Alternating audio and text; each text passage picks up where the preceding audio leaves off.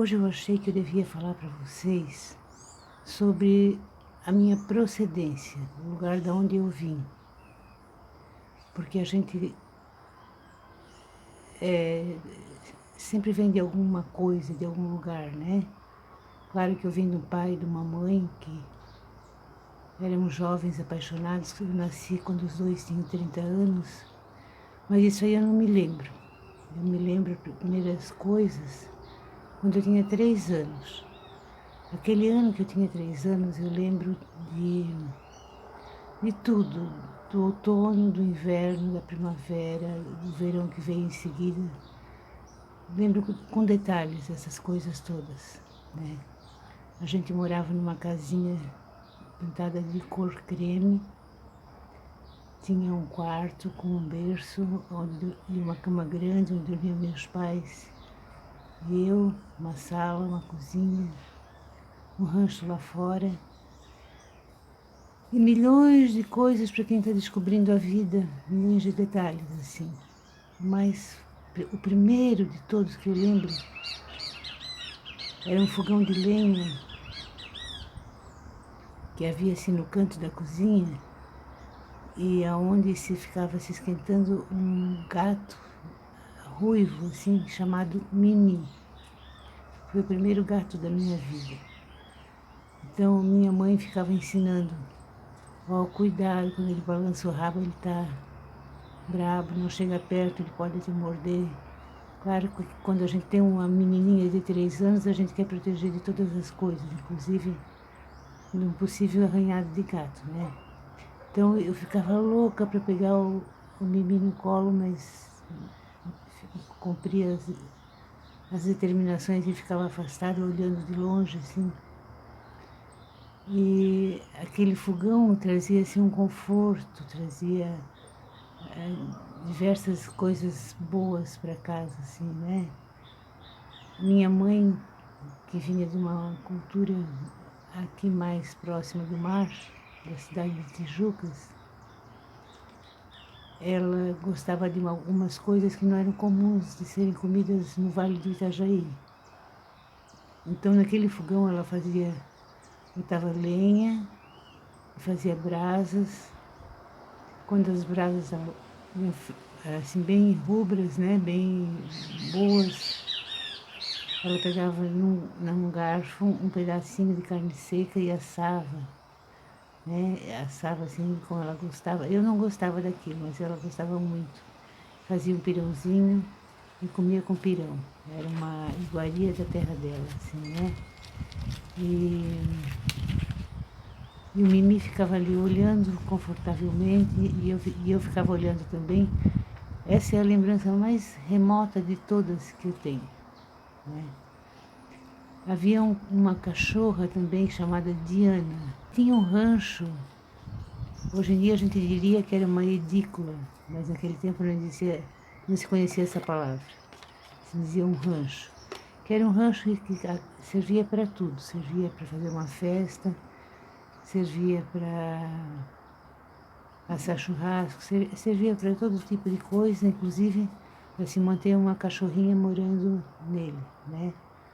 A Diana era uma cachorrinha branca com manchas pretas, assim, e ela ficava amarrada. Aquilo já me parecia, naquela altura dos 3 anos, uma coisa meio má. Eu achava que a Diana tinha que poder correr por tudo. Mas naquele tempo eu não tinha nenhuma voz, para defender aquela cachorrinha. Também nunca pude botar a mão nela porque meus pais tinham medo, né, que ela pudesse me morder, alguma coisa assim. Sei que quando nós fomos embora daquela casa, no ano seguinte, a Diana foi junto e na nossa nova casa, que era em Camboriú, conforme eu já contei em episódios anteriores, a Diana teve filhotes. E nós ficamos com 2 deles, um que se chamava Laika e outro que se chamava Rintintim. Quer dizer, uma menina chamada Laika e um menino chamado Rintintim. Pela época, dá de saber certinho quando é que eles nasceram, porque era o começo da corrida espacial e uma cachorrinha russa chamada Laika tinha ido para o espaço como primeiro ser vivo a fazer a órbita terrestre e tal, e se tornar muito famosa. Mas isso aí é uma coisa no segundo tempo. No primeiro tempo eu fico lembrando, era o gato chamado Mimi, vermelho, a Diana lá no rancho, um poço, fora ao ar livre assim, onde minha mãe descia um balde amarrado numa corda, dava um chacoalhão no balde assim, ele enchia de água, ela puxava, onde era terminantemente proibido uma criança chegar perto, dá para entender porquê, né? E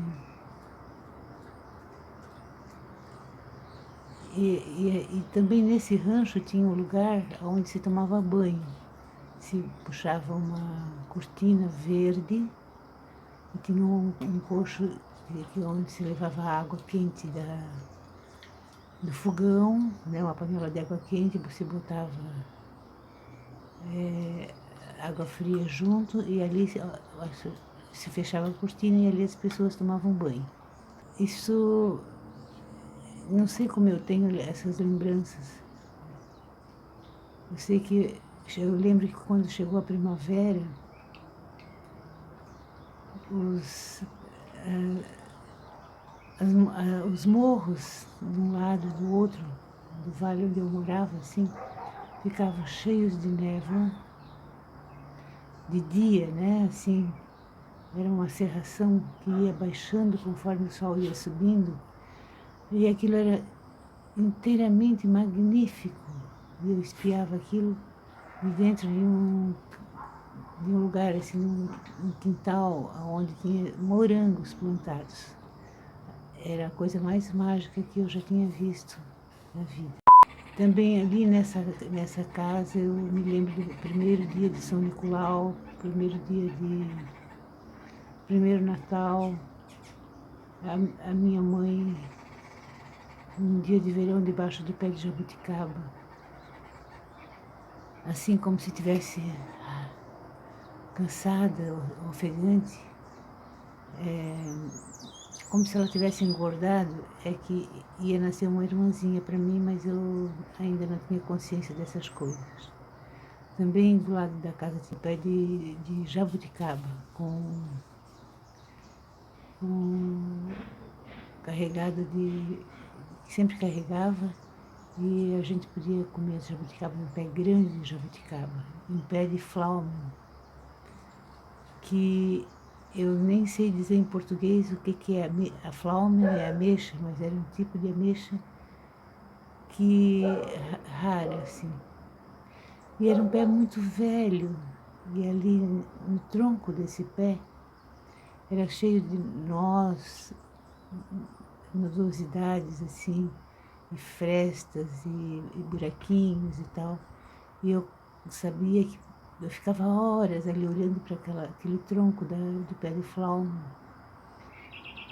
e